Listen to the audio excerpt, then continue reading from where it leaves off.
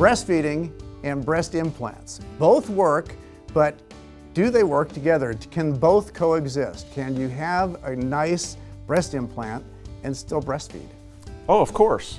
But of course, also there are occasions where that may not happen.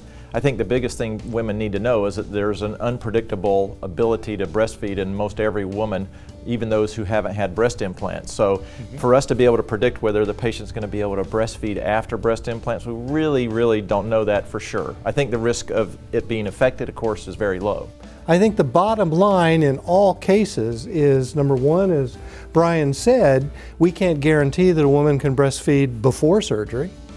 And then after surgery, I tell my patients that their chances may be 1 or 2% lower chance that they will not be able to breastfeed. And there's nothing in that implant that is going to hurt the baby. Kevin, in your experience and during your practice, have you had a lot of women come in saying, I don't know whether or not I should wait? Do you have a recommendation?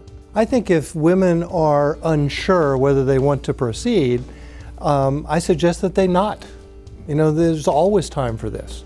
And whenever a woman is contemplating having children, having had children, maybe having more, it is always best to go through that stretch shrink cycle as many times as she wants to, or as many kids as she wants to have, and then we do a breast augmentation or a lift. I think the results are much more predictable that way. Absolutely, and we know pregnancy affects the patient's breast, the breast gland, the breast skin, and we know breastfeeding causes those type of changes to occur at a much larger magnitude than not breastfeeding afterwards. So certainly if a patient's going to get pregnant again, there can be some significant changes that occur in their breast that they need to be prepared for. It's absent from the just absolute desire to breastfeed for the child's sake. If you'd like more information and more wisdom from Dr. Smith and others, go to theplasticsurgerychannel.com.